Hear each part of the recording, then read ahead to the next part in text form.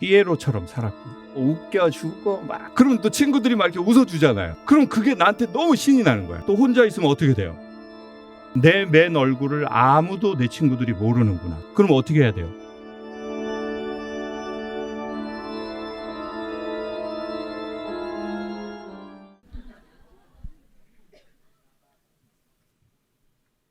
남 눈치를 많이 보는 스타일입니다. 때로는 스스로를 갉아먹기도 하고 음악과 운동을 통해서 극복하는 법도 알아냈지만 계속 반복이 됩니다.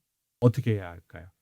언제부터 본인이 본인을 갉아먹는다고 생각했어요? 중학교 때부터 인지를 해서 이제 계속 같이 돌았어요. 그 같은 구간을 계속 돌고 중3 때부터 운동을 시작을 했어요. 무시를 많이 당했어가지고 네, 그때부터 스스로 운동을 하면서 극복하고 자존감도 올리고 이제 또 그 외의 것들 많은 것들을 알게 돼서 이제 그런 것들을 반복하는데 이제 또 새로운 환경에 와서 또 그런 느낌들이 들고 남 눈치도 많이 보는 것 같고. 그러면 우리가 눈치를 본다는 게 몇 가지 이유인데 예를 들면 반드시 그런 건 아니지만 주변 환경이 좋으면 상대적으로 눈치를 안 봐요. 근데 불안해. 그럼 어떻게 해야 돼요? 주변 상황을 이렇게 봐야 될 거 아니에요. 그러니까 평화로운 환경에서 자라면 상대적으로 눈치를 좀 안 보는 것 같더라고요. 제가 보기에 사람들 만나보면. 그리고 누군가 든든한 보호자가 있어도 눈치를 잘 안 봐요. 정서적으로, 육체적으로, 사회적으로, 경제적으로 뭔가 내가 평화롭지 않고 자꾸 위협받고 그러면 우리는 당연히 생존 본능이 있으니까 살아남기 위해서 사방을 주시해야 되겠죠. 근데 이 상황에서 이제 벗어났는데도 그걸 편도체 활성화라고 그러는데 위기 모드를 감지하는 모드가 너무 오래 있다 보면 이제는 위기가 아닌데도 계속 이렇게 돌아갈 수 있어요.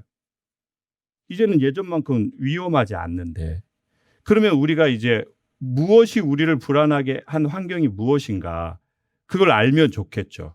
그게 엄마 아빠의 사이인가? 아니면 집이 경제적으로 너무 힘들었나? 아니면 아빠가 엄마가 너무 엄하게 나를 교육하셨나? 그게 뭔 것 같아요, 학생 입장에서는? 아버지가 엄하셨어요. 그 중학교 때까지는 엄하셨는데 튀는 것도 좋아하고 관심 받는 것도 좋아하고 그런 스타일이었어가지고 거기서 이제 뭔가 오는 무시들이나 뭐 욕설이나 그런 것들에서 좀 트라우마를 겪기도 했고 그래서 그거를 이겨내려고 이제 다른 것도 하면서 괜찮아졌는데 그게 아직 남아있는 것 같아요. 이거를 이렇게 담담하게 마주할 수 있는 게 엄청나게 축하할 일이에요. 근데 또 나중에 이런 생각이 들더라고요. 저 어렸을 때 선생님들한테 맞았거든요. 그럼 선생님한테 맞고 들어가라 그러면 이제 선생님이 돌아설 때 저 이렇게 들어갔거든요. 제가 왜 그랬냐면 1번 선생님한테 맞고 들어가는 이 쓸쓸함을 내가 마주할 힘이 없더라고요. 그러니까 이걸 마주하지 않으려면 어떻게 해야 돼요? 이런 거라도 그러면 또 친구들이 막 이렇게 웃어주잖아요. 그럼 그게 나한테 너무 신이 나는 거야. 마치 나를 사랑한다고 말해주는 것 같고 나를 응원해 주는 것 같고 왜 내가 한 액션에 대해서 사람들이 무슨 액션을 해줘요? 리액션을 해주잖아요. 그러니까 내가 막 너무 신나는 것 같고 그러면 이제 애들이 막 또 웃을 거 아니에요. 그럼 선생님이 다시 나와. 다시 나와. 그럼 또 내가 마치 무슨 독립투사라도 된 것처럼 또 심한 착각을 하고 또 그렇게 하다가 또 혼자 있으면 어떻게 돼요? 그런 애들이. 이렇게 그게 이제 점점 심해지니까 내가 이게 누가 난지도 모르겠고 저 엄마 아빠가 사이가 별로 안 좋으셨어요. 많이. 그래서 제가 눈치를 좀 많이 봤어요. 그리고 사랑받고 싶었어요. 사랑받고 싶으니까 어떻게 사랑받을지 모르고 근데 내 탤런트들이 있을 거 아니에요. 그런데 그걸 가지고 막 이렇게 하니까 친구들이 좋아해주고 너 없으면 안 된다고 하고 네가 분위기 메이커라고 하고 그러니까 이제 호흡이 떠가지고 이게 호흡이 안 가라앉더라고요. 그래가지고 막 그렇게 돌아다니고 그러다 혼자 집에 갈 때 다시 또 쓸쓸하고 그거를 매우 심하게 겪은 것 같아요. 그러다가 21살에 제가 매우 힘든 일이 생겼는데 대학 2번 다 떨어졌거든요. 그래서 제가 너무 힘들어서 안 좋은 선택을 하려고 친구한테 마지막으로 전화를 해서 힘들다고 얘기를 했는데 제가 맨날 이런 애니까 그냥 장난인 줄 알았던 것 같아요. 그래서 제가 나 너무 힘들어서 진짜 다 끝내고 싶어 했더니 걔가 어디야 내가 갈게 이래야 되는데 하던 대로 하라고 그러더라고요. 그때 21살에 느꼈던 게 내 맨 얼굴을 아무도 내 친구들이 모르는구나. 내가 피에로처럼 살았구나. 입술을 이렇게 그리고 풍선 넣고 막 웃고 웃겨주고 막 하고 막 계속 웃고 있는데 울죠. 그렇게 살았던 것 같아요. 근데 지금 학생은 자기의 맨 얼굴을 우리 모두에게 보여준 거예요. 근데 이거는 남에게 보여준 게 아니야. 자기의 맨 얼굴을 누구랑 마주한 거예요? 내 자신과 마주한 거예요. 내 얼굴에 상처가 있든 수염이 났건 눈곱이 있건 내가 감정의 메이크업을 하지 않고 나로 나하고 마주하는 거. 그리고 인정하고 한 번에 변하지 않는다고 해도 이렇게 대면한 거.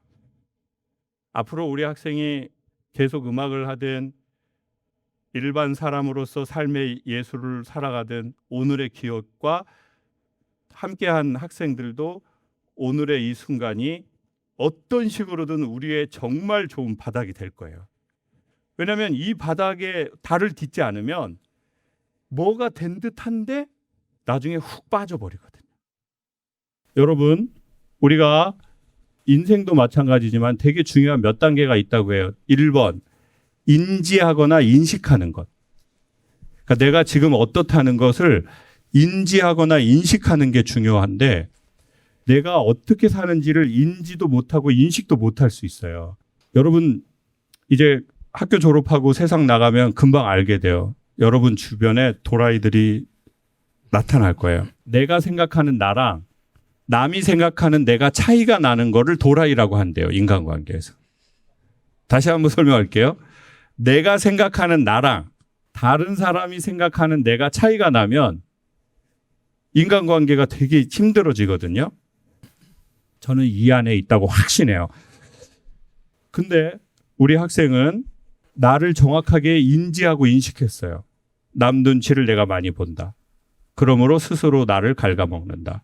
자, 그러면 인지하고 인식했는데 두 번째 단계로 넘어갔어요. 그게 뭐냐? 인정이거든요. 첫 번째 단계는 인지 또는 인식. 두 번째 단계는 뭐라고요? 인정한 거야. 근데 누가 인정할 수 있는 줄 알아요? 강한 사람만 자기를 인정할 수 있어요. 자기 아킬레스건을. 그래서 우리 학생은 좋아질 확률이 너무 많은 사람이라고 일단 말하고 싶어요. 감사합니다. 왜냐하면 인지 다음이 인정이고 인정 다음이 수정이거든요. 내가 인지도 못하고 인정도 안 하는데 어떻게 변화가 오겠어요.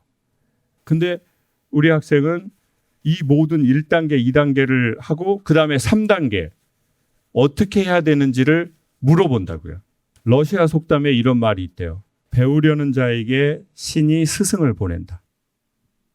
그러니까 스승이 없다는 것은 마스터했다는 뜻이 아니라 배우려는 마음이 없는 거거든요.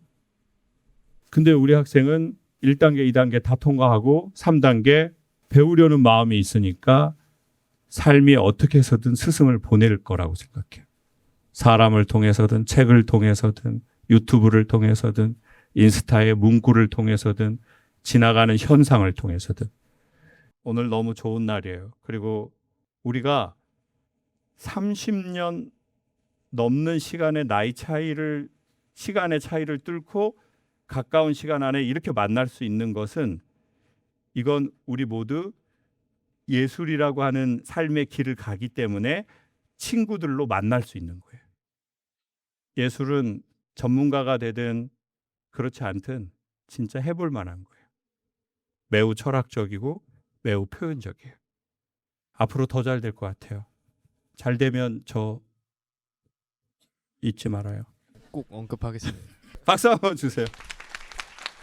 사람들이 자기 안에 있는 이야기를 누군가에게 말할 수 있고 이것을 웃으면서 서로 이야기하고 생각할 수 있다는 건 괜찮은 시간을 함께 서로 이야기하면서 보내는 것 같습니다. 한 번에 구원자가 나타나서 우리의 문제를 완벽하게 해결할 수는 없지만 솔직하게 어느 정도는 이야기하고 함께 생각해보는 시간을 갖는 것은 상당히 괜찮은 것 같습니다.